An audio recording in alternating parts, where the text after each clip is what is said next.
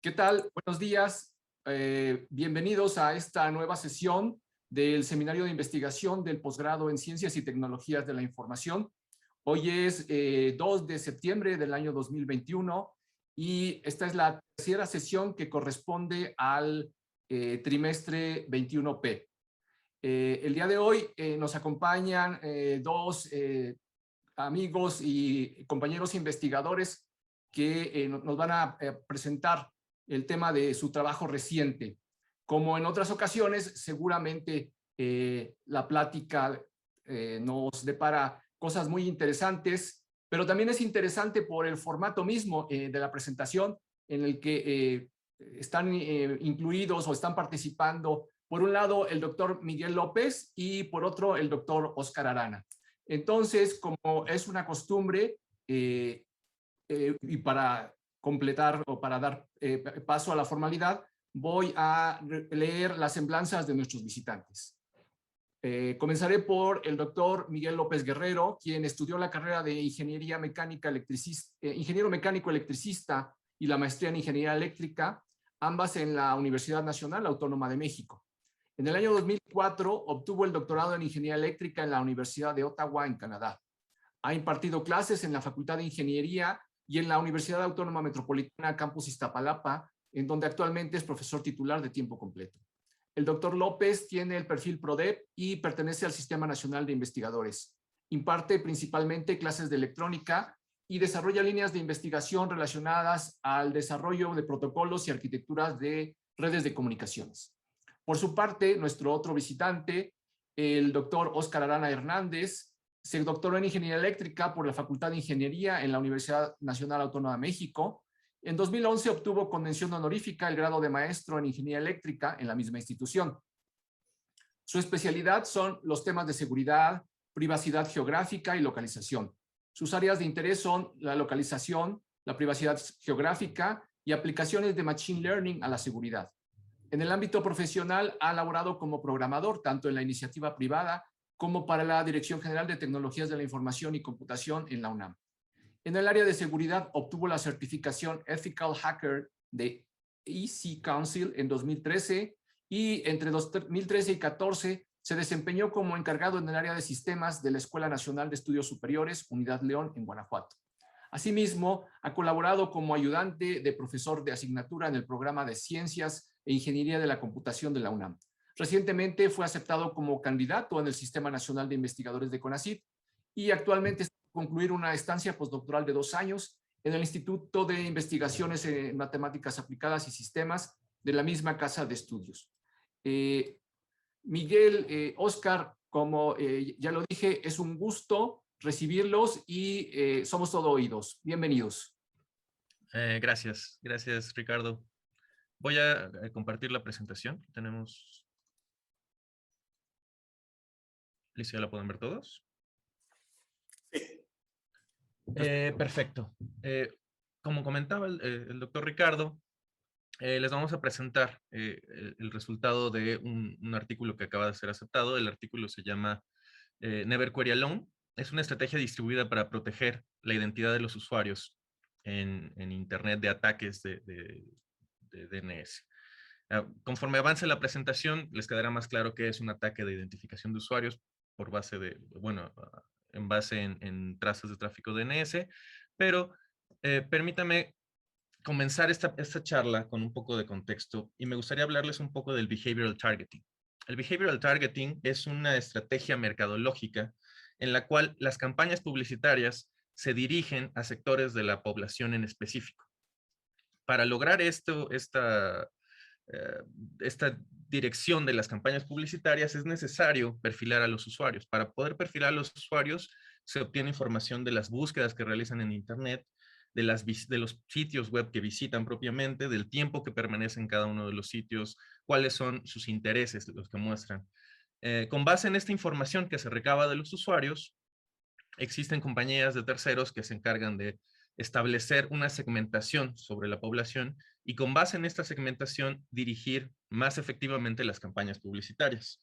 Este es un un mercado muy prominente actualmente. La mayoría de los servicios, por ejemplo, Facebook, Google, se encargan precisamente de vender esta información segmentada. Cuando ustedes compran, por ejemplo, una campaña publicitaria en Facebook, ustedes precisamente están comprando esta inteligencia, están comprando la segmentación. Entre más dirigida quieras una campaña, más costosa será más alto será el costo de esta campaña publicitaria. Podría parecer contradictorio que existan este tipo de campañas, pero por ejemplo, hay un estudio reciente que menciona que el 71% de los usuarios en Internet prefieren anuncios personalizados, inclusive aún sabiendo que están dando información de sus historiales de búsqueda, de los clics que han dado, de los productos que están buscando, dado que esto les permite hacer unas compras más fáciles, más sencillas y están más cerca de ellos los productos que les interesan. El enfoque tradicional para realizar este tipo de estrategias es mediante cookies. En específico, los cookies o las galletas, es un término que heredamos de las primeras edades de Internet, es un archivo de texto en el cual los navegadores web guardan información dentro de nuestros dispositivos, dentro de nuestras computadoras. En estos archivos de texto, las páginas web o los servidores guardan información concerniente a la actividad del usuario en su sitio. Por ejemplo, pueden guardar un identificador único de este usuario o relacionado a este usuario, pueden guardar un identificador de sesión, pueden guardar el historial de búsquedas que realicen en algún sitio, pueden guardar el tiempo de permanencia, cada cuánto los visitan, cuando los visitan, cuánto tiempo dura esta visita. Y en general podemos dividir las cookies que existen en Internet como las cookies de rendimiento o de performance y las cookies de terceros. En general, el funcionamiento de las cookies es ha sido ampliamente utilizado, es ampliamente conocido por todos. En general, cuando nosotros visitamos un sitio web por primera vez, tiene la posibilidad de guardar este archivo de texto con la información que él considere prudente en nuestra computadora. La siguiente vez que nosotros ingresemos a este sitio web, nuestro navegador automáticamente buscará la cookie que pertenece a ese dominio y se le enviará junto con la petición de la descarga de la página. De esta manera, el sitio web nos reconocerá. Si ya estuvimos antes en ese sitio, el sitio web tiene la posibilidad de reconocernos y decir, por ejemplo, si estamos visitando una tienda en línea y el día anterior habíamos hecho un carrito de compras y no lo terminamos, no realizamos el pago, si volvemos a entrar a la tienda en línea, muy probablemente mediante las cookies, el sitio web pueda volver a cargarnos el carrito de compras o por lo menos nos sugiera información relativa a productos que ya hemos buscado antes. Estas serían las cookies de performance o las cookies de primera mano que manejan los sitios web. Sin embargo, como les mencionaba, también hay cookies de terceros. Los cookies de terceros son cookies que vienen asociadas a los anuncios que nos cargan en los sitios web. En estos anuncios, como vienen de dominios, cuando ustedes cargan una página, hacen la petición de los anuncios y los anuncios se cargan de dominios diferentes al que estamos visitando, lo que les permite entonces a los navegadores guardar una cookie de ese otro dominio. Aun cuando nosotros no hagamos clic en ningún anuncio, se está cargando una cookie por cada uno de los anuncios que se cargan al desplegar una página web. De esta manera, terceros o otras compañías se encargan de poner estas cookies y rastrear a los usuarios a lo largo de diferentes sitios de Internet. No es de extrañar, por ejemplo, que cuando nosotros buscamos en Mercado Libre lentes oscuros, por ejemplo, y días después estamos buscando otra información y caemos en un sitio que carga publicidad, en la publicidad, en los cuadritos de publicidad que estén al lado, probablemente salgan anuncios de Mercado Libre y probablemente salgan anuncios de lentes oscuros con algún descuento o con algún envío gratis. Esto se lleva a cabo mediante estas cookies de terceros, ¿no? Una de las principales desventajas de esta forma de rastrear a los usuarios es que los teléfonos, los dispositivos móviles no manejan las cookies de igual manera que los equipos de cómputo, que las computadoras, que las laptops. Hay dificultades. También, por ejemplo, no es lo mismo comprar en Walmart, en la tienda en línea, en la página de la tienda en línea, que en la aplicación. La aplicación no guardará estas cookies. Por lo tanto, hay parte del tráfico de los usuarios que se está perdiendo, que ya no se puede rastrear porque se están usando dispositivos móviles. También se ha popularizado recientemente el uso del modo privado de los navegadores. Este modo privado precisamente se encarga de, si bien estoy guardando información, esta no se guarde en el historial de navegación y que las cookies se borren de inmediato en cuanto terminamos. En cuanto cerramos nosotros el navegador o cerramos la vista privada, se borrarán todos los elementos, no se guardará ninguna cookie. Otro, por ejemplo, se ha popularizado también el uso de ad blockers, es decir, aplicaciones específicas que se encargan de identificar cuáles son los anuncios en una página y no cargarlos, no jalar el contenido de esas páginas, no desplegarlo y también no guardar las cookies. Entonces, todo esto ha hecho que terceros pasen algunos problemas para seguir localizando a los usuarios y como ya vimos, este es un modelo de negocio. O sea, hay empresas que ganan dinero rastreando a los usuarios. Entonces, habrá que buscar la manera de rastrear a los usuarios por otro lado. Como veremos a continuación, el artículo que estamos presentando ahorita se centra en un paradigma diferente que se llama User Re-Identification. Este paradigma asume que, como vemos en este diagrama de la figura, en el conjunto de la izquierda están todos los intereses de un usuario específico. Y el conjunto de la derecha son todos los intereses que se pueden expresar en línea, ¿no? Es decir, si a mí me gusta el ciclismo, las bicicletas y los domingos me voy a andar en bicicleta en Reforma, muy probablemente ese interés mío lo puedo manifestar en Internet haciendo búsquedas en tiendas como Amazon, Mercado Libre, de piezas de bicicletas en sí, siguiendo ofertas, entrando a Liverpool. Todos estos sitios web pueden reflejar parte de mi interés, que son las bicicletas. Entonces, en este paradigma se asume que como parte de los intereses de un usuario pueden representarse en línea y en este paradigma se le llama sesión al tiempo que se gasta en Internet. Es decir, si estoy 4 horas buscando cosas en Internet, navegando, cargando sitios, buscando cosas, todo eso constituye una sesión de tráfico. Es decir, todo el tráfico que yo envíe durante esas 4 horas constituye una sesión de usuario. El objetivo de esta técnica de User Re-Identification es tratar de recolectar la mayor cantidad de sesiones de usuario que se puedan para poder, al traslaparlas, identificar o mapear parte de sus intereses. Entre más sesiones de usuario yo pueda identificar y asociar a un usuario, más puedo saber de este usuario y más fácil es que yo recobre su identidad o solamente perfilar, solamente saber qué edad tiene, cuáles sus ingresos, por dónde vive, qué es lo que le gusta comprar, qué es lo que no le gusta comprar. Todo eso lo puedo, entre más sesiones de usuario pueda tener, se asume que más información puedo recabar de él. Como ya vimos, el paradigma de las cookies tiene varios problemas. Sin embargo, hay un punto fundamental de User Identification y el cual hace que su estrategia sea más robusta que usar cookies.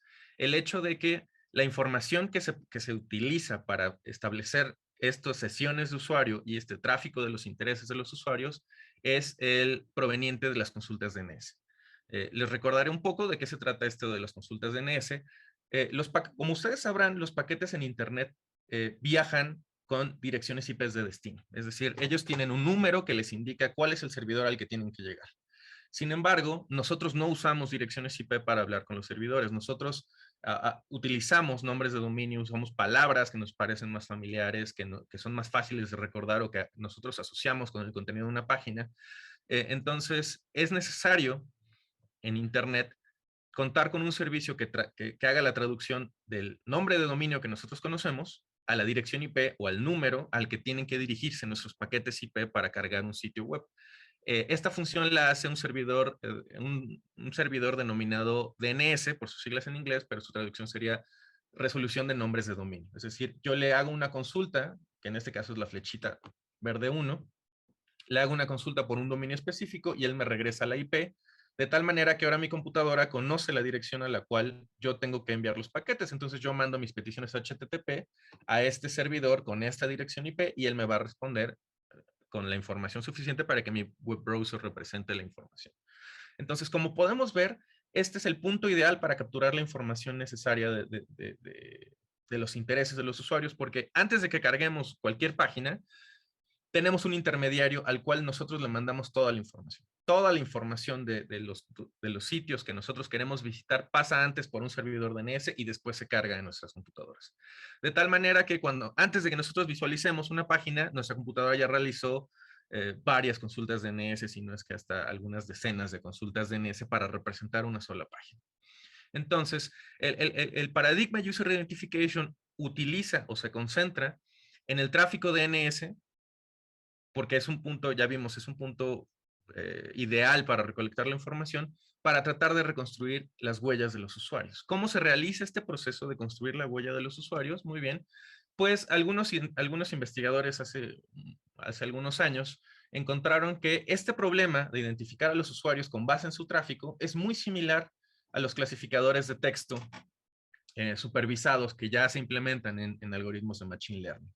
En específico, nosotros conocemos esta fase que nosotros le llamamos datos de entrenamiento. Nosotros tenemos un conjunto de datos de entrenamiento, tenemos un conjunto de etiquetas y con base en esta información nosotros vamos a entrenar un algoritmo de Machine Learning, el cual nos va a permitir posteriormente, al introducir datos nuevos, poder estimar o calcular la etiqueta que para el caso de User Identification es el identificador único de cada usuario. Es decir, con un conjunto de sesiones de usuario, yo puedo entrenar un modelo y la próxima vez que yo vea otra sesión de usuario, yo no sepa de qué usuario es, si yo lo evalúo dentro de mi modelo previamente entrenado, este modelo me va a decir con una cierta probabilidad a qué usuario pertenece este tráfico. Este es el paradigma User Identification.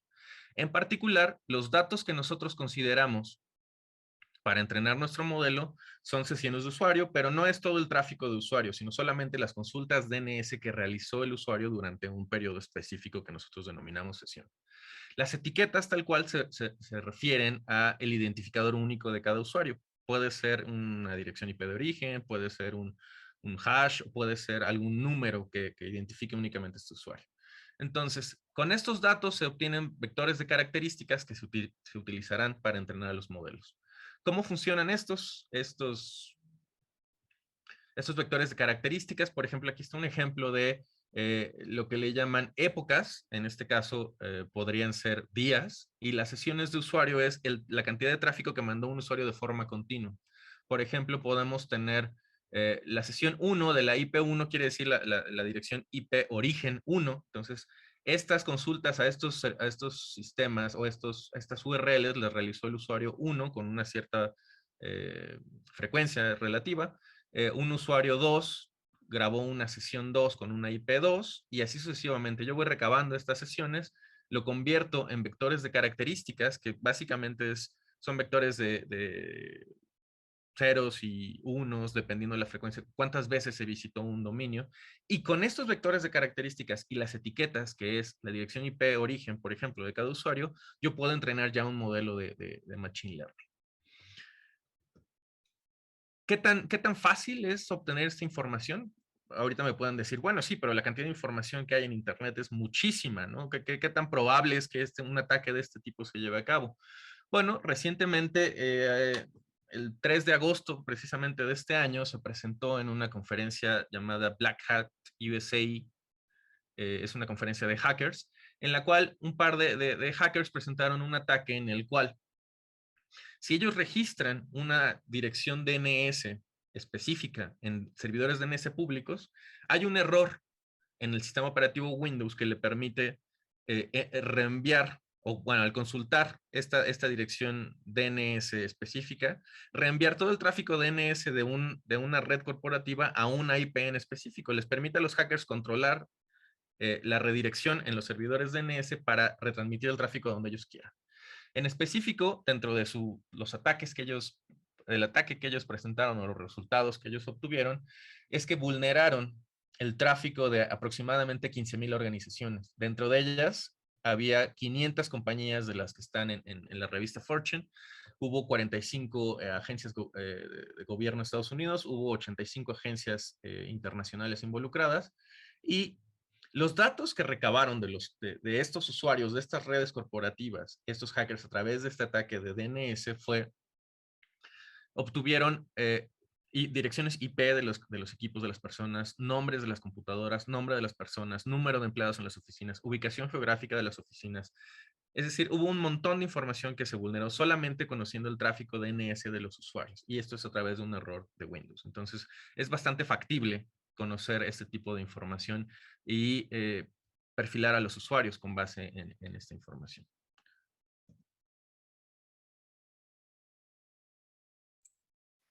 Ok, bueno, pues ante este panorama, pues francamente preocupante, pues es que vimos que había la oportunidad de desarrollar alguna propuesta que pudiera mejorar estas capacidades de protección de los usuarios en Internet.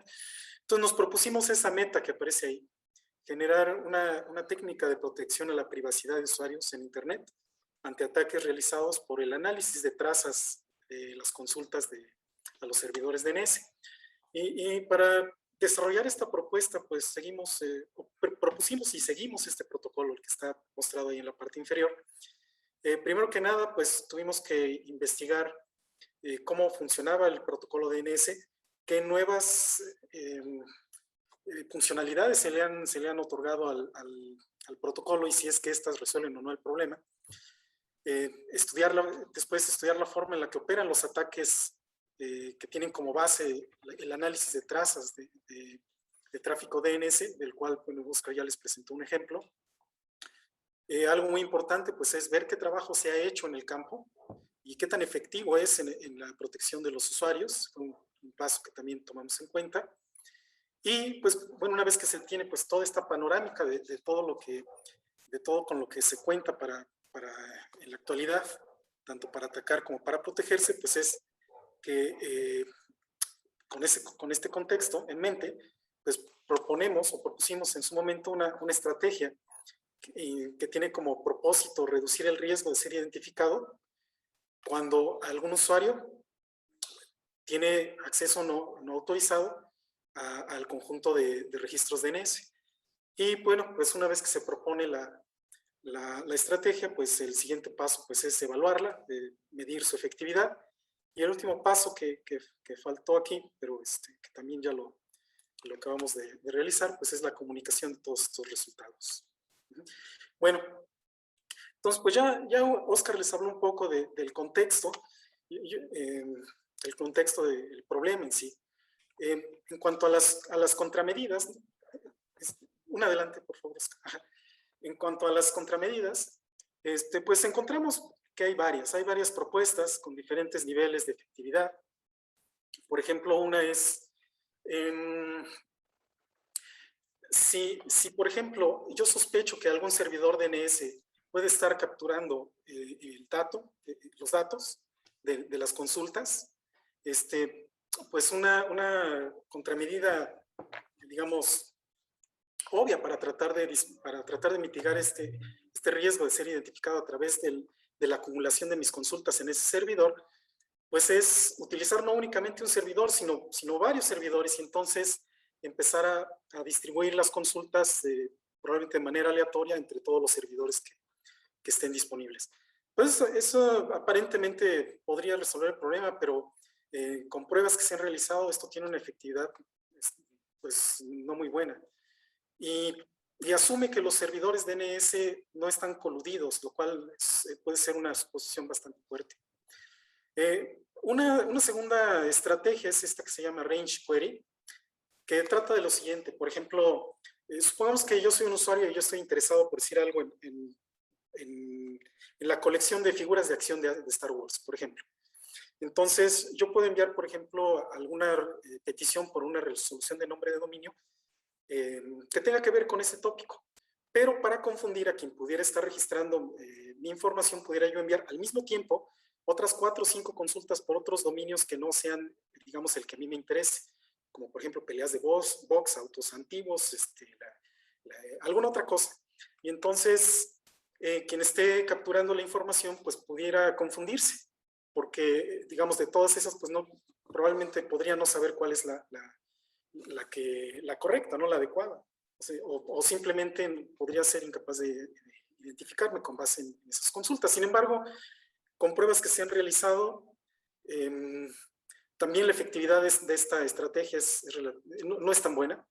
No es tan buena y en parte la razón de por qué no es tan efectiva es porque existen en algunas páginas búsquedas incrustadas, es decir, por ejemplo, si yo visito la página de Google, en el momento en que visito Google, se disparan automáticamente otras consultas DNS. Entonces, aun cuando yo pudiera en un paso inicial confundir al servidor, Con la secuencia de lo que sigue, ya se sabe, pues en sí cuál fue de todas las respuestas que me regresaron, cuál fue la que yo tomé en cuenta. Entonces realmente no es tan efectiva. Existen otras variantes, como por ejemplo el punto 3, DNS Mix. Tiene un par de componentes, este es un sistema que tiene un par de componentes. Uno de ellos es interesante porque, los dos son interesantes, pero uno es muy ingenioso porque lo que hace es adelantarse a lo que el usuario va a pedir. Si ya se sabe que la mayoría de nosotros utilizamos Google, utilizamos Facebook, o utilizamos Twitter, entonces antes de que el usuario pregunte por esos nombres de dominio, este servicio pues envía ya esa resolución para que esté disponible, pensando en que es muy probable que los usuarios, aunque no la pidan, en algún momento van a preguntar por ella. Y tiene también otro modulito por ahí que lo que hace es mezclar peticiones de los usuarios. El punto 4, que dice aumentar el tiempo de caché para cada registro DNS, tiene que ver con lo siguiente. Imagínense que hay varios usuarios en una red y uno de ellos envía una petición DNS, de resolución de nombre de dominio DNS. Entonces regresa la respuesta del servidor. Esa respuesta puede quedar disponible para todos los que estén en la red local. Se le puede aumentar el tiempo de validez de esa respuesta. Entonces es probable, si son nombres de dominio muy populares, que en algún momento alguno de los otros usuarios haga alguna consulta por ese mismo nombre de dominio. Entonces ya esa consulta ya se ahorró y ya el servidor no se enteró que ese usuario también está visitando ese sitio. Es otra estrategia. Y otra es el punto 5, que es un poco latosa la estrategia, es estar cambiando direcciones IP. Por ejemplo, yo podría de las 10 a las 11 de la mañana utilizar una dirección IP, y a lo mejor de las 11 a las 12 alguna otra, de las 12 a la 1 a lo mejor podría yo intercambiar mi dirección IP con la de algún otro usuario, pero esto es un poco engorroso. Sin embargo, todas estas y otras más que no he mencionado, no tienen eficiencias muy altas. La que más, si no mal me acuerdo, me parece que la 1 o la 2, por ahí del 80 y tantos %. La 1 es del 60 y tantos % de efectividad. Entonces, pues ante este panorama es que decidimos pues explorar la posibilidad de proponer alguna estrategia para mejorar el grado de protección de los usuarios. Adelante, Oscar. Gracias. Como bien mencionaba Miguel, muchas de esas estrategias, por ejemplo, la última que mencionaba él, era el cambio de direcciones IP. Sin embargo, en la actualidad se están promoviendo estándares para encriptar el tráfico DNS. Por ejemplo, DNS sobre TLS, DNS sobre HTTPS, DNS sobre QUIC. Entonces, esto, aunque podría parecer que protege la privacidad de los usuarios, porque ahora estamos usando túneles encriptados desde nuestra computadora hasta el servidor DNS, si bien evita que usuarios intermedios conozcan las peticiones DNS, le facilita a terceros, sobre todo los que administran los servidores DNS, que recolectan la información porque hay un túnel que ahora identifica a un usuario. En específico, sobre todo, esto funciona con QUIC, un protocolo que está promoviendo Google como estándar de encripción, el cual el túnel se construye desde el nivel de aplicación con el Google Chrome, y independientemente de la dirección IP que tengan los usuarios por debajo, el túnel tendrá el mismo identificador. Entonces, todas las peticiones DNS que yo mande van a estar asociadas a un tunnel ID, y eso hace que, en términos de user identification, el servidor DNS tenga una mayor fidelidad en la información que recolecta, porque ya tiene todo el tráfico asociado a un tunnel ID. Y eso ya sabe que todo lo generó el mismo usuario, y eso lo puede usar para entrenar. La estrategia que nosotros proponemos se basa en confiar en tus vecinos de tu red local para usarlos como, para reenviar la información a través de ellos. Un ejemplo de este caso es, supongamos en este diagrama, nosotros tenemos la red LAN del lado izquierdo, tenemos la nube de internet en el centro y tenemos los servidores del lado derecho, la nube de servidores de DNS del lado derecho. Entonces, en este paradigma nosotros asumimos que cada computadora establece un túnel con un servidor. Puede ser el mismo, puede ser diferente. En este caso, para la ilustración, apuntan a servidores diferentes. Y el usuario NI quiere realizar una consulta DNS. En este caso, la estrategia que nosotros proponemos es, en vez de enviarla directamente a su servidor, él puede usar alguno de sus vecinos como forwarder de la información y enviar la petición query DNS a través de él. En este caso, por ejemplo, de hecho tenemos aquí numeritos para facilitar la lectura de la figura. En el paso número 1, el usuario I genera una petición DNS. Esta se la envía al usuario J, el cual momentáneamente toma el rol de líder. Más adelante les explicaré este asunto del rol de líder. Y la envía a través de su túnel encriptado a su servidor DNS, que en este caso es el servidor B. La protección de la privacidad viene en el hecho de que el usuario I ya no envió esta información en su túnel, es decir, ya no está asociada a él esta petición. Y el usuario J, el aporte a su privacidad viene de que él usó información nueva, probablemente no relativa a él o no asociada a él, como parte de su huella. Es decir, los dos están ofuscando su información. Uno omitiendo información en su huella y el otro agregando información extra a su huella. Esto va a hacer más ruidosa su huella. Entonces, una vez que el servidor DNS responda con el numerito 3, el nodo J le reenvía a todos los nodos que estén ejecutando en NQA la respuesta del DNS. Este reenvío a los demás usuarios tiene un propósito muy específico y es que puede evitar en un cierto porcentaje una proporción de las peticiones DNS. Entonces, aquí estamos ofuscando la huella de los usuarios simultáneamente, tanto el que quiere consultar como el que sirvió como relay. Entonces, ¿cómo funciona en específico la estrategia propuesta? Aquí les tengo un ejemplo. En un primer paso, esto ya nada más nos vamos a centrar en la parte izquierda de esta figura, en la parte de LAN. Si nosotros tenemos en esta LAN nosotros podemos representar la red como un grafo, como una gráfica. Entonces, estos serían en un momento dado todos los participantes de NQA, en este caso son 5, y entre ellos tienen una cierta comunicación que nosotros podemos representar como un gráfico. En un primer paso, nosotros escogemos a un líder, que es el que va a llevar este rol de retransmitir la información. En este caso, lo podemos escoger en un primer paso utilizando un algoritmo de consenso distribuido o por algún mecanismo nosotros escogemos a un primer líder. Una vez que nosotros escogemos este líder, que en este caso es el ID 4, todos los nodos que tengan una petición DNS se le enviarán a este líder. El líder ya tuvo que haberles notificado, obviamente, que él era el líder en ese instante. Entonces, todos los usuarios que tengan una consulta DNS la van a enviar a este líder. De tal manera que este líder escogerá alguna de esas peticiones con algún criterio en específico y la va a retransmitir a través de su túnel, como ya lo habíamos visto. Una vez que él haya escogido alguna de las peticiones, nosotros limitamos a uno la petición que puede retransmitir el líder. Una vez que ya escogió la petición, la envió por su túnel, les va a notificar a todos los demás por un paquete multicast el ID de la consulta que retransmitió y la dirección del siguiente líder. Es decir, él escogió entre sus vecinos a uno de sus líderes con algún criterio y él le pasa el rol de líder en ese momento. Es decir, en este momento del algoritmo, el nodo 0 ya sabe que su petición fue la que fue atendida, no tiene que retransmitirla, y además en el siguiente slot él es el líder, entonces todos los demás, las demás peticiones ahora se tienen que dirigir al nodo 0. En este caso, el ID 3 en específico retransmitió al ID 4, no quedó seleccionado y ahora vuelve a retransmitirla al ID 0 para intentar que le resuelvan su petición DNS. Entonces aquí, como veremos, el rol del líder tiene un papel fundamental de cómo se van distribuyendo las peticiones DNS sobre todos los usuarios. De tal manera que pues participen todos y se alcance una mayor protección a la privacidad, distribuyendo la huella sobre todos los usuarios de forma uniforme. Entonces, esta es la estrategia que nosotros estamos proponiendo.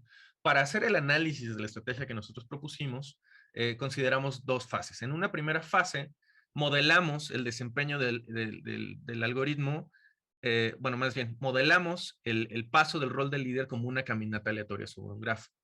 En un segundo paso, nosotros quisimos modelar el tiempo de operación de la estrategia y para eso utilizamos filas de espera. En específico, propusimos estrategias que un poco más adelante les platicaremos más a detalle, pero la cuestión brevemente, la cuestión de NQA es, cualquiera puede ser líder y el líder escogerá una de las consultas DNS y les retransmitirá. Sin embargo, nosotros nos dimos cuenta más adelante en las simulaciones que esto hace que parte de la huella de los usuarios se quede con los usuarios. Es decir, si estoy en una red con otros 4 vecinos y la huella está dividida entre los 5 de forma uniforme, habrá una fracción de la huella o del tráfico, de mi tráfico que se queda conmigo. Es decir, yo lo realizo cuando yo soy el líder. Y esta huella hace que los algoritmos de Machine Learning que estamos usando como atacantes puedan reidentificar parte de los casos de los usuarios. Entonces, propusimos una variante, que es un algoritmo que nosotros denominamos SA, que viene de Self-Avoiding, en la cual restringimos estos casos y tratamos de que los usuarios no envíen su propio tráfico. Más adelante vamos a ver las repercusiones de esta variación, pero ahora voy a mostrarles el modelado que hicimos del paso del líder como un algoritmo de caminata aleatoria. Entonces, retomamos el gráfico que les mostraba anteriormente. Es una red de 5 nodos, es un grafo completo. Entonces, ya pasó el proceso de selección y escogimos el nodo 1 como el líder en este caso. Entonces, una vez que le llegan peticiones, él atiende las peticiones y él tiene que escoger. En este caso, como estamos usando una caminata aleatoria y es un grafo completo, él escogerá con una probabilidad uniformemente distribuida sobre sus vecinos cuál será el siguiente vecino. En este caso en específico, como él tiene 4 vecinos, él va a escoger con una probabilidad de 1/4 cuál es el siguiente vecino. En este caso en particular, él escoge al ID 0, entonces él le informa a toda la red que el siguiente líder es el ID 0. Una vez que le llegan peticiones al ID 0, él vuelve a hacer la retransmisión y él vuelve a escoger a uno de sus vecinos con probabilidad uniforme. En este caso, él va a escoger el ID 4, entonces ahora el ID 4 es el líder, toda la red lo sabe y le reenvía sus peticiones de DNS al líder 4. Y así, en cada intervalo, en cada conjunto de peticiones, es un paso, representa un paso para la caminata aleatoria y el rol del líder va pasando de forma siguiendo un patrón de caminata aleatoria sobre cada uno de los líderes. El ID 4 escoge el ID 3, el ID 3 escogerá el ID 1 y el ID 1 escogerá el ID 2 y así sucesivamente. Después escoge el ID 3 y así continuamos. Las ventajas de modelar la caminata aleatoria es que si el grafo es no bipartito, nosotros podemos calcular el tiempo de convergencia de la caminata aleatoria y podemos conocer el estado estacionario. Al conocer el estado estacionario de la caminata aleatoria, nosotros conocemos la probabilidad con la que la caminata aleatoria visitará cada uno de estos nodos. En este caso, la conexión con nuestro algoritmo es cada que la caminata aleatoria pasa por ese nodo, él retransmite cierto tráfico. Entonces, la huella queda distribuida de acuerdo a esa distribución de probabilidad del estado estacionario de la caminata aleatoria y nosotros en este caso decidimos limitarlo a grafos completos para que la huella quede uniformemente distribuida. Es decir, la caminata aleatoria pasa al mismo tiempo sobre cada uno de los nodos y eso distribuye la huella uniformemente sobre cada uno de los usuarios. Listo. Sí, aquí yo quisiera tomar el control de la presentación en esta partecita nada más, por si tengo que regresarme. Sí. Entonces voy a compartir mi pantalla.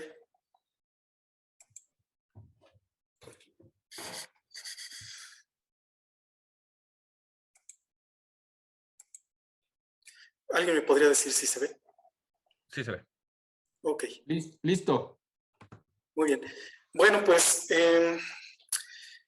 empezamos en algún momento a proponer varios enfoques de modelado para el sistema que les acabo de describir Oscar, para el NQA. Y pues después de un rato de prueba y error y más errores que pruebas, o que éxitos, perdón, llegamos a la conclusión de que un buen método para modelar el sistema era como una fila de espera. Preparé aquí algunos dibujos para tratar de explicarlo de manera clara. Espero explicarlo adecuadamente. Un sistema de fila de espera no es usualmente un tema que se ve en algún curso de los precedentes, entonces por eso me voy a tomar un momento para explicarlo. Un sistema de fila de espera es un sistema que consiste al menos como de 3 componentes fácilmente identificables. Existe un proceso de llegada de peticiones de servicio, tal como pudiera ser, por ejemplo, gente que llega a un banco, a la entrada de un banco, para realizar algún trámite. Ese proceso de llegada de clientes al banco es el equivalente a lo que nosotros en este sistema consideramos como la llegada de peticiones de servicio en donde cada servicio es la resolución de un nombre de dominio. Así como ocurre en un banco, cuando la gente llega a un banco, sería raro que le tocara inmediatamente pasar a servicio. Lo que solamente pasa es que tiene que esperar en fila. Entonces, este segundo elemento, la fila que se genera, este es, digamos, otro de los componentes de un sistema de filas de espera. Y el último componente, digamos, haciendo el símil con el banco, pues sería el cajero. El cajero es quien está proporcionando el servicio. Y puede, pues, ahí puede haber varias variantes. Pueden haber 2 cajeros, 3, varios cajeros. Alguno puede operar más rápido que otro, en fin.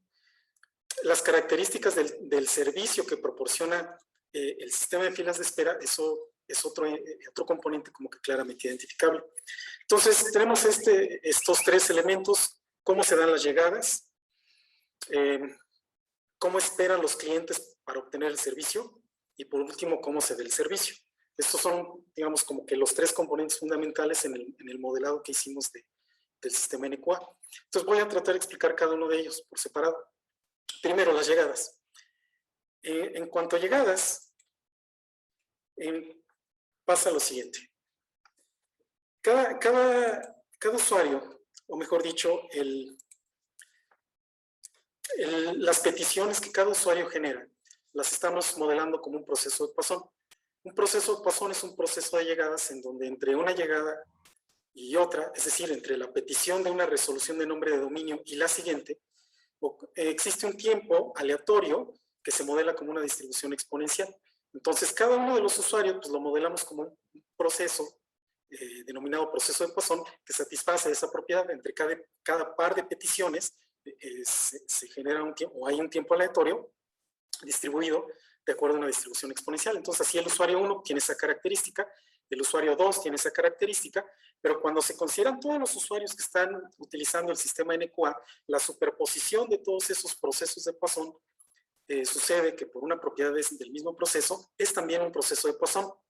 Pero mientras que cada uno de estos procesos individuales tiene una tasa promedio de petición de resoluciones DNS, por ejemplo, el usuario 1 puede pedir en promedio 5 resoluciones DNS a la hora, en una hora, el usuario 2 igual, y entonces cuando sobreponemos estos 2 procesos, el proceso resultante será un proceso en donde las peticiones de resolución de DNS ocurren con una frecuencia promedio de 10 por hora, resultante de la superposición de 2 de 5 en cada hora. Bueno, y entonces con este proceso de Poisson, resultante de la superposición de todos estos procesos de Poisson individuales, es como nosotros estamos modelando la llegada, el proceso de llegada de peticiones de servicio a lo que consideramos como el sistema NQA. Bueno, y después, para ver las otras partes del sistema, déjenme regresar aquí, lo que es la fila, cómo se da la fila y cómo se da el servicio, quisiera ilustrar un ejemplo. Supongamos que digamos, en un cierto instante es el nodo 1, el nodo con el identificador 1, es lo que quiero decir, el que es el líder, el que tiene el rol de líder, y entonces este nodo va a recibir las peticiones de todos aquellos que tengan una resolución pendiente. En este caso, el nodo 0 pues va a enviar su petición, el nodo 2 va a enviar su petición, el nodo 3, el nodo 4. Y todas esas van a llegar al nodo que en ese momento es el líder. Esas peticiones se van a formar, tal como ocurre con clientes que llegan a la fila, a un banco, se tienen que formar. Por las condiciones que en ese momento estén presentes en la red, la posición que cada una de esas peticiones va a ocupar en la fila no es predecible, es completamente aleatoria. Entonces, a lo mejor llegó primero el 0, por eso está aquí en la cabeza de la fila, después el 3, después el 2 y después el 4. Pero el nodo líder lo que va a hacer es tomar uno de ellos al azar. En este caso es la petición del nodo 3, y esa es la que va a tomar y lo va a reenviar hacia el servidor DNS para obtener la respuesta. Y una vez que el nodo 1 hace eso, entonces pasa el liderazgo, el rol de líder al nodo 0, y el nodo 0 ahora es el que se va a encargar de recibir las peticiones de resolución de nombre de dominio que no fueron atendidas en el paso anterior. Regresando a la lámina anterior, el nodo 1 tuvo que descartar la petición del nodo 0, del nodo 2 y del nodo 4, y nada más dejó pasar la del nodo 3. Entonces, 4, 2 y 0 tienen que volver a enviar su petición. Es lo que estoy representando en esta lámina. En este caso, voy a mover esto de aquí. En este caso, el 2 tiene que volver a enviar nada más que ahora al nuevo líder, que es el 0. El 4 tiene que volver a enviar al nuevo líder, que ahora es el nodo 0. Y el nodo 0, que había enviado anteriormente su petición, tiene que volverla a generar para ver la posibilidad de que él mismo la atienda. Entonces, puede suceder que entonces a la nueva fila que se forma en el nodo 0 conste ahora de estos 3 paquetes en este orden, el 2, el 0 y el 4. El 2, el 0 y el 4. ¿De qué depende el orden? De las condiciones en la red. Entonces, esta es una de las 8 posibles combinaciones en las que pudieran estar ordenados esos paquetes. Bueno, después, pues el nodo 0 decide aleatoriamente a cuál de esas 3 peticiones enviar, y sucede que, bueno, por casualidad, envía su propia petición. Resulta que tiene que enviar su propia petición al servidor DNS y tiene que descartar las peticiones de los nodos 2 y 4. Entonces, en el siguiente paso, pues serían los nodos 2 y 4 los que tendrían que reenviar su petición a quien ahora sea el nuevo líder. Y así se va dando la evolución del proceso. Lo interesante aquí es que esta fila, a ver, déjenme regresar. Esta fila, como que haciendo un lado el nodo, digamos, el paquete que se descartó, o la petición que se descartó, es como una fila que como que se va moviendo de nodo. Y cada vez que se va moviendo de nodo, los paquetes que están formados al interior de la fila se reordenan de manera aleatoria.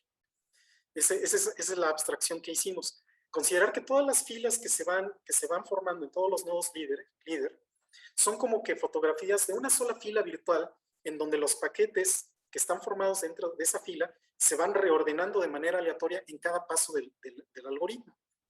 Y aquí es un ejemplo, aquí es la fila en el nodo 4 que es el líder, pero después existe otra fila en el nodo 0 que tendrá los paquetes que no se retransmitieron, y además los que se han generado con nuevas peticiones. Bueno, y es así que entonces nosotros más o menos decidimos que se podía representar como de esta forma la secuencia de pasos. Un nodo que genera una petición va a estar en fila y va a permanecer en la fila mientras se descarte su petición. Cuando la petición no se descarta y se reenvía hacia el servidor DNS para poder resolver la petición, entonces se considera que ese nodo pasó de estar en fila a estar en servicio. Y asociado al tiempo de espera en fila, pues hay un cierto retardo, y una vez que el nodo logró pasar su petición hacia el servidor, pues habrá otro cierto retardo. Sucede que una suposición que hicimos era que de cada uno de los nodos que están participando en el sistema NQA, el tiempo que tarda la petición en llegar al líder y regresársela y que el líder regrese algo, dado que todos estos nodos están en la misma red local, estos tiempos los estamos asumiendo iguales. Entonces, si consideramos el tiempo de servicio, el tiempo que le toma a un usuario enviar su paquete al líder y esperar el retorno, este tiempo lo estamos considerando constante. Y bueno, pues el líder se encargará de reenviar el paquete hasta el servidor DNS y esperar una respuesta. Bueno, entonces el servicio se da de esta forma. Esta lámina, digamos, de alguna manera resume todo lo que les acabo de comentar.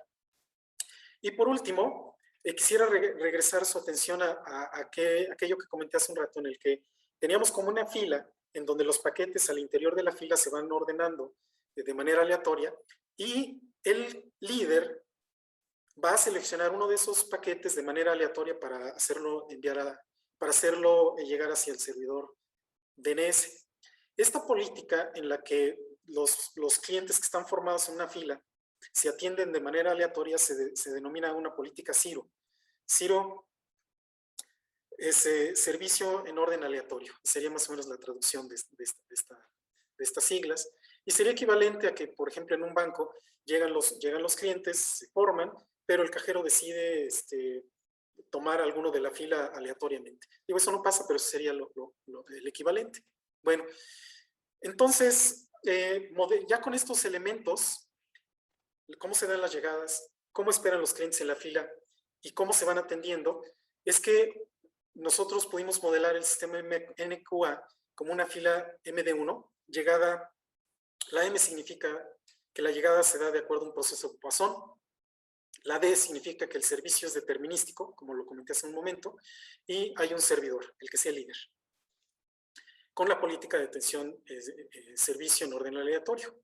Sucede que esta fila es un caso particular de una fila más general, que se denomina fila MG1, en donde las llegadas son igual, es un proceso de Poisson, la forma en la que se da el servicio es completamente general y hay un solo servidor. Uno de los resultados pues, más poderosos, yo diría, de la teoría de las filas de espera, pues se le debe a estas dos personas, Polaczek y Kenshin. Disculpen la traducción, la pronunciación, no. Creo que el segundo es ruso, entonces pues, quién sabe cómo se pronuncia, pero a ellos se les debe este resultado que describe cuál es el tiempo de retardo de un paquete que entra a un sistema de estos. En este caso sería el tiempo que transcurre desde que un nodo genera una petición de DNS hasta que le regresan la notificación de que su paquete se pudo transmitir hacia el servidor DNS de manera exitosa. Entonces, pues con esta ecuación ya podemos nosotros determinar una medida del rendimiento o del desempeño de este sistema. Bueno, un problema de NQA, como lo comentaba hace un momento Oscar, y que pasó en el ejemplo que les di hace rato, es que en algún momento en el nodo 0 existían estos tres paquetes, el paquete A, el paquete 0 y el paquete 4. Y este nodo, de casualidad, envió su propio paquete hacia el servidor. El efecto, digo, a pesar de que aquí el nodo aparece con la carita feliz, pues la verdad es que debería estar triste, porque eso significa que parte de sus consultas se van a quedar en el servidor DNS y el servidor tiene una oportunidad para poder determinar, o tiene información con la cual podría determinar la identidad de este usuario que está haciendo estas consultas. Entonces, en una siguiente iteración de este algoritmo, lo que hicimos fue lo siguiente. El nodo que es líder podría enviar las consultas de cualquiera de sus vecinos, pero no las de él. Obviamente, él tiene que enviar sus consultas, pero tiene que esperar hasta que otro nodo tome el rol de líder y en ese momento vuelve a generar él su consulta y se le envía a ese otro líder y entonces su consulta ya tiene la oportunidad de competir con los demás para poderse enviar al servidor DNS. Entonces, esto se puede ver como este proceso en el que está la llegada de peticiones al sistema NQA y de pronto hay como una consulta, así como si fuera un diagrama de flujo, en la pregunta es, ¿el nodo que generó la siguiente petición que se va a atender es el nodo líder, sí o no? Si el nodo que en este momento es el líder no es el que generó la siguiente consulta, entonces el paquete pues, se reenvía con el proceso que les acabo de describir, con el NQA normal. Pero si el nodo que generó la consulta que se elige para enviarla es el líder, entonces esa consulta se tiene que descartar y esa consulta se tiene que enviar a un nuevo líder cuando uno nuevo se elija. Y entonces este otro tipo de consultas van a seguir un camino diferente que las consultas que les acabo de describir en las láminas anteriores. Y este otro tipo de consultas, o lo que pasa en este otro caso, lo vamos a poder, o lo modelamos como un sistema en donde las llegadas también es un proceso de Poisson. El tiempo de servicio ya no es determinístico, sino ya es una cosa más general, pero sigue habiendo un servidor. ¿Por qué en este caso nosotros seguimos considerando que las llegadas ocurren de acuerdo a un proceso de Poisson, al igual que con este sistema? Porque existe una propiedad del proceso de Poisson que se denomina la descomposición del proceso de Poisson. Imagínense que tienen una serie de peticiones DNS en fila, listas para ser atendidas. Si cada asociado a cada una de esas llegadas, con una cierta probabilidad, se va esa llegada hacia arriba. Cuando no es líder, el nodo que la va a procesar, o si sí es líder el nodo que la va a procesar, los nuevos dos procesos que se generan, de acuerdo a esta propiedad del proceso de Poisson, son también procesos de Poisson. Es una propiedad de este proceso. Y entonces con este modelado ya pudimos, digamos, determinar el retardo del sistema, considerando que el nuevo retardo tiene una contribución que depende de aquellas peticiones que no pasan por el segundo camino, por el camino del NQA normal, y otra contribución que depende, que es un retardo que depende de aquellas peticiones que se generaron en el líder, y obviamente no las puede enviar el líder, tiene que esperar a que alguien más sea líder para poderse enviar, para poderlas enviar. Entonces, con este enfoque, pues es que pudimos modelar el sistema NQA y el sistema extendido NQA-SA como sistemas de filas de espera, y estos son el resultado de esa evaluación. En el eje horizontal tenemos la intensidad de las llegadas, la frecuencia de las llegadas, y en el eje vertical tenemos el retardo en el sistema. En la línea de arriba es NQA-SA, en donde el nodo que es líder descarta sus propias peticiones, y en la parte de abajo tenemos el NQA normal. Cuando hay muchas peticiones, hay un tráfico intenso en la red y por eso se genera un retardo muy largo. Y cuando las peticiones ocurren a una tasa muy baja, hay un retardo muy grande en el sistema, en el segundo que les describí en NQA-SA, porque cada líder tiene que, si de pronto genera una petición cuando él es líder, tiene que esperar a que alguien más tome el rol de líder para poderle enviar su petición, pero si la tasa a la que se están generando las consultas es muy baja, entonces va a transcurrir mucho tiempo hasta que alguien más toma ese rol de líder, y a eso se debe este comportamiento en esta primera parte de la curva. Bueno, adelante, Oscar, voy a dejar de compartir.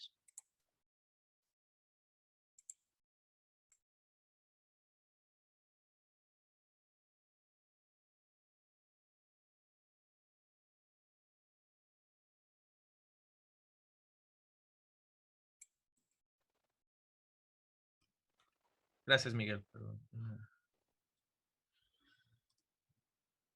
Brevemente, una vez que ya establecimos los modelos con los que analizamos y caracterizamos el algoritmo, procedió a hacer la validación experimental. Para hacer la validación experimental tuvimos que utilizar tráfico real de redes, dado que las características del tráfico DNS son muy particulares y son muy difíciles de replicar con simuladores. Para lograr esto, se me permitió recolectar el tráfico del Departamento de Telecomunicaciones de la Facultad de Ingeniería. Entonces, capturamos el tráfico de todo el día del departamento durante aproximadamente 7 meses. Entonces, se capturaba el tráfico de lunes a viernes, de 7 de la mañana a 10 de la noche, durante 6-7 meses. Para hacer el análisis de las trazas de información, no requerimos toda la información. Entonces, en una primera limpieza de los datos, se seleccionaron solamente el protocolo o el puerto, el número de puerto de protocolo DNS, y seleccionamos el tráfico que estaba dirigido o estaba asociado a este puerto de DNS, y establecimos este subconjunto de paquetes. Una vez analizado este subconjunto de paquetes, nos dimos cuenta que las únicas peticiones DNS que nos sirven son las peticiones de tipo A, que se refiere a traducciones de dominio simple, es decir, yo mando una URL y el servidor me responde con una IP, y una vez recolectada y procesada esta información, nosotros formamos las sesiones de usuario, es decir, el tráfico de todo un día de un usuario, solamente contendiendo las resoluciones, las peticiones y las respuestas de los servidores DNS. Con esta información, nosotros entrenamos modelos de Machine Learning, de aprendizaje automático. En específico, nosotros implementamos 2 modelos. Multinomial Naive Bayes, que es el más usado en la literatura, es el más propuesto y el más evaluado en la literatura, y otro algoritmo de clasificación lineal basado en máquinas de soporte vectorial. Con estos 2 algoritmos, bueno, con los datos que recolectamos de la red, nosotros entrenamos estos 2 algoritmos de Machine Learning y procedimos a hacer la validación experimental. Nosotros definimos 2 experimentos. En el primer experimento, nosotros entrenamos con un porcentaje de los datos reales los modelos de Machine Learning, y con el porcentaje restante llevamos a cabo la evaluación. Es decir, entrenamos con un conjunto de datos y con otro conjunto de datos que no había visto el modelo, probamos su eficacia. En este caso, en el eje X, aquí estoy mostrando el porcentaje de casos, la proporción de casos de entrenamiento, es decir, para el punto 60%, quiere decir que entrenamos con el 60% de los datos y evaluamos con el 40% restante. Y así sucesivamente. Esta evaluación fue para eliminar el posible efecto de tener más o menos datos de entrenamiento. Estos son los porcentajes más recomendados para entrenar algoritmos de Machine Learning. Por lo regular, 70-30 es una regla del pulgar muy aceptada en la comunidad, entonces nosotros evaluamos en todo este rango. En el eje Y de la gráfica que está en la mano izquierda, nosotros tenemos el porcentaje de la accuracy. ¿A qué se refiere la accuracy en estos modelos clasificadores? Es decir, yo tengo el modelo entrenado con etiquetas, es decir, yo le doy al modelo, este es el tráfico del usuario 1, este es el tráfico del usuario 2, etcétera. Y posteriormente yo solamente le doy tráfico. Yo sé qué etiqueta tiene, pero el modelo no lo sabe, entonces el modelo se evalúa y me da la etiqueta estimada, y yo comparo la etiqueta estimada por el modelo con la etiqueta que yo tengo del tráfico, porque yo sé quién generó ese tráfico. Entonces, la correspondencia, si es 1 a 1, es una buena calificación para el modelo, y si el modelo se equivoca en la predicción, es una calificación mala. Ahí va, de eso va el accuracy. Del lado derecho, nosotros podemos ver lo que se le llama la matriz de confusión. En el eje X de la matriz de confusión, nosotros tenemos el usuario, el identificador del usuario que generó el tráfico. Y en el eje Y, nosotros tenemos la etiqueta que asignó el modelo. Entonces, lo que nosotros esperamos ver en esta prueba, que estamos usando datos de entrenamiento reales y datos de prueba reales, es que el modelo se equivoque lo menos posible. Y como podemos ver en la matriz de confusión, solamente tenemos elementos en la diagonal principal, es decir, solamente hubo un par de casos, 3 casos en los que el modelo se equivocó, y por eso el accuracy no es el 100%. Entonces, el accuracy que estamos viendo es para los dos modelos que vimos. MNB corresponde a Multinomial Naive Bayes y SVM corresponde a máquina de soporte vectorial. Y aquí podemos ver el accuracy para los diferentes porcentajes de entrenamiento. Esta es una prueba que nosotros le llamamos, bueno, es una prueba que nos permite validar el correcto funcionamiento de los algoritmos de Machine Learning, pero también es una prueba de la potencia de la estrategia de User Identification. Es decir, si nosotros no hacemos nada con nuestro tráfico, los algoritmos de Machine Learning pueden identificarnos con un accuracy, en el caso de SVM, mayor al 90%, mayor al 95%. Es decir, la mayoría de nuestro tráfico va a ser mapeado a nosotros con la mayoría de los accuracies más grandes. En el experimento 2, nosotros repetimos. El experimento 2 se parte en 2 partes. En la primera parte, nosotros entrenamos el modelo de Machine Learning con los datos reales, pero los datos que nosotros le damos de prueba no son los datos reales, sino son los datos obtenidos por el algoritmo NQA. Es decir, nosotros introducimos la información real de los usuarios, la combinamos de acuerdo al algoritmo NQA, y esos son los datos que usamos de prueba del algoritmo de Machine Learning. Me voy a concentrar ahorita en las líneas sólidas, en la línea de sólida con un triángulo y sólida con un cuadrado, que es el accuracy para los dos algoritmos de clasificación que usamos, Multinomial Naive Bayes y soporte vectorial, con el algoritmo NQA sencillo, es decir, con el algoritmo que no tiene ninguna restricción en cómo retransmite las peticiones de NS. Podemos ver que el accuracy es alrededor del 18% para este caso. En este caso, esta reducción de la accuracy se debe principalmente a este porcentaje de huella que queda con los usuarios que yo les mencionaba. Es decir, esta fracción está en función directa del número de usuarios que hay. Como nosotros consideramos 8 usuarios para entrenar, el accuracy se reduce aproximadamente a 1/8 de la accuracy original que tenía el algoritmo clasificador.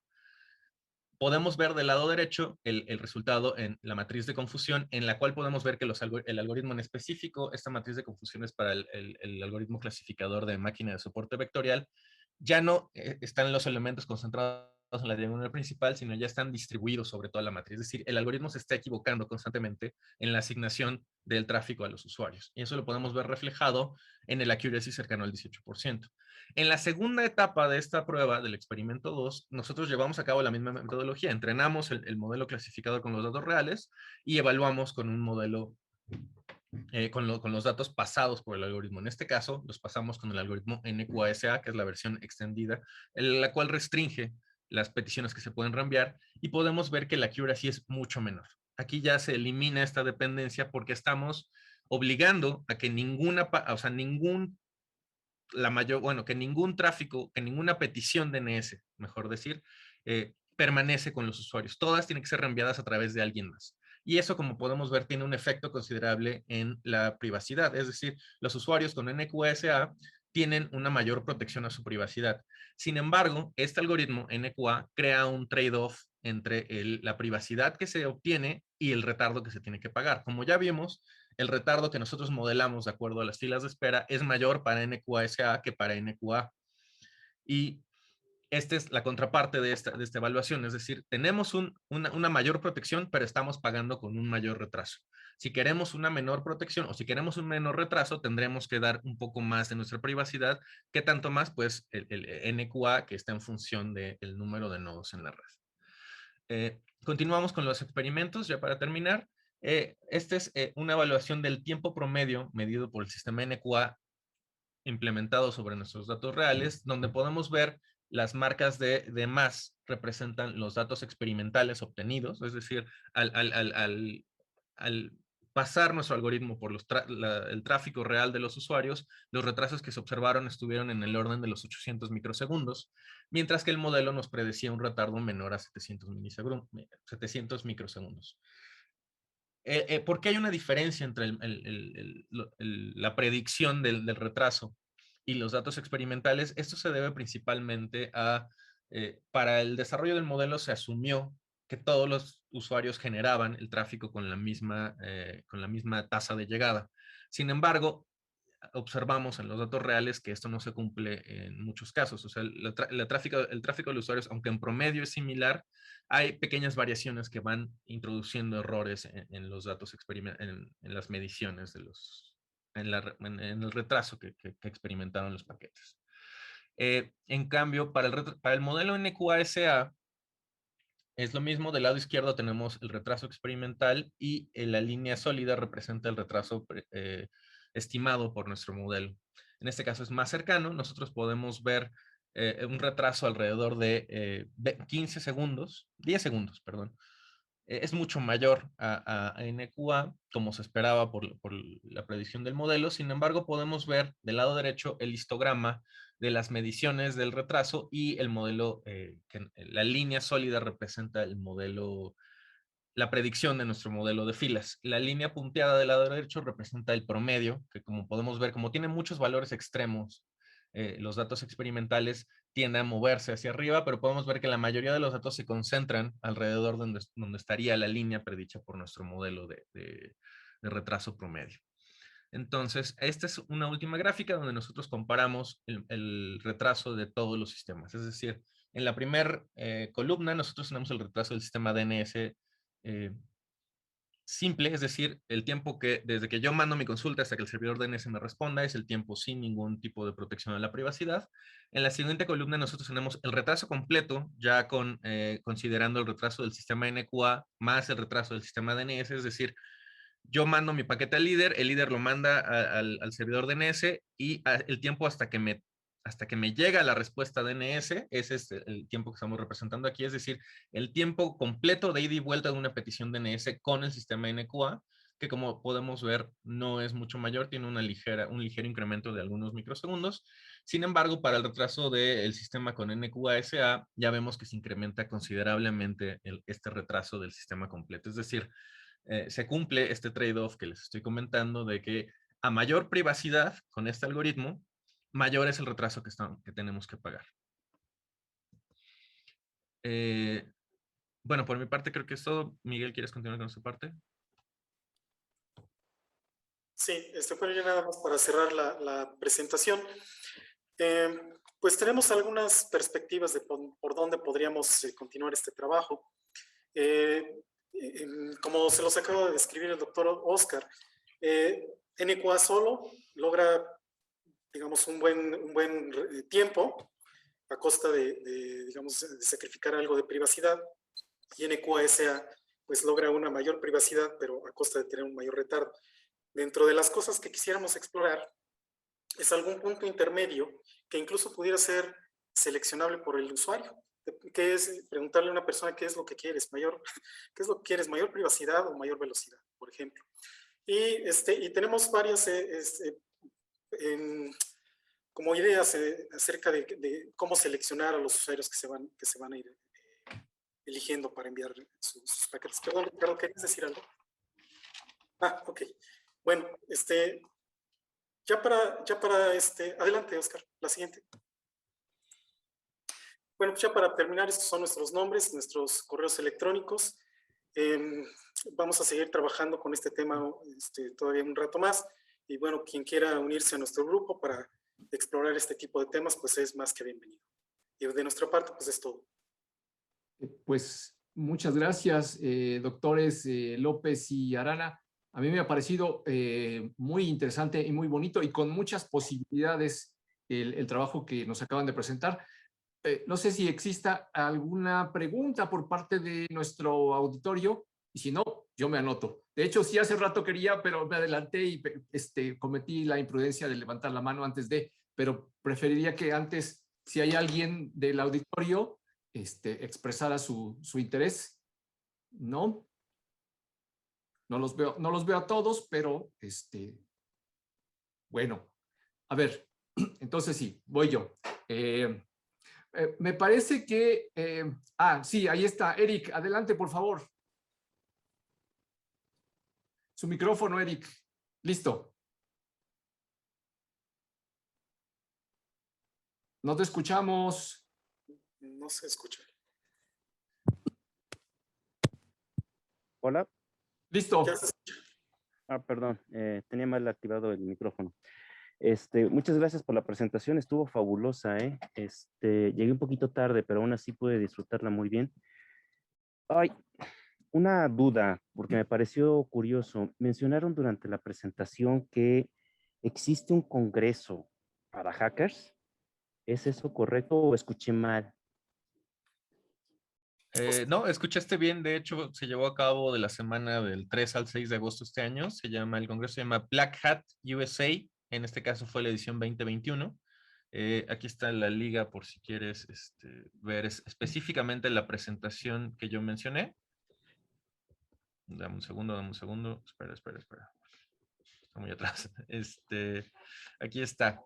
La nota de donde nosotros la capturamos es un sitio que se llama The Hacker News. El sitio de los hackers que publicaron este ataque es wiz.io.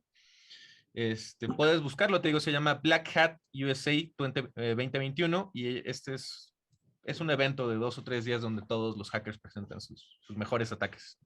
Ok, entonces no tiene como que un espacio para promover la seguridad, es más bien para difundir el tipo de ataques que han realizado.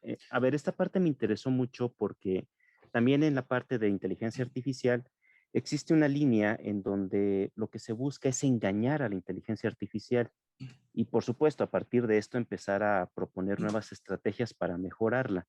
¿Esto no ocurre en este caso? Es decir, Sí. ¿simplemente es para mostrar ataques o también para promover soluciones? Mira, en específico, creo que precisamente este trabajo se trata de engañar a la inteligencia artificial. O sea, los modelos de atacantes son algoritmos de machine learning y nuestra estrategia trata de reducir su accuracy.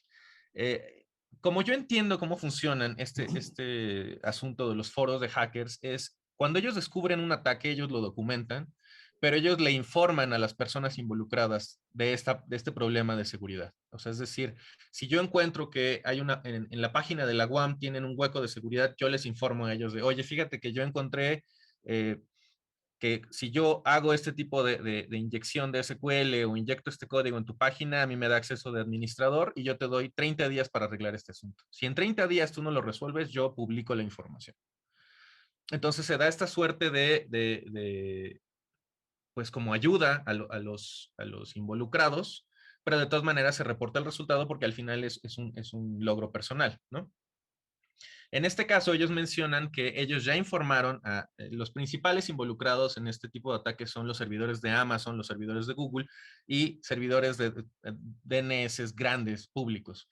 Ellos les informaron y al siguiente día la mayoría, creo que los servidores de Amazon publicaron un parche para reparar esta solución y los servidores de Google lo han hecho. Asimismo, ellos, me parece que este equipo que se llama Wiz.io, publicaron una herramienta que te permite evaluar si tu servidor está comprometido o es potencialmente, tiene esta falla de seguridad. Entonces, es un aporte a la protección a la privacidad, pero digo, es un evento de nerds, ¿no? O sea, ya si se llama Black Hat, ya esperas que haya un poco de blofeo, ¿no? De cómo se llevaron a cabo estos ataques, pero te digo, sí hay una componente, como es divulgación, es una componente orientada a seguridad, es decir, sí te digo cómo es el ataque, pero también ya hay un proceso que está tratando de subsanar los ataques.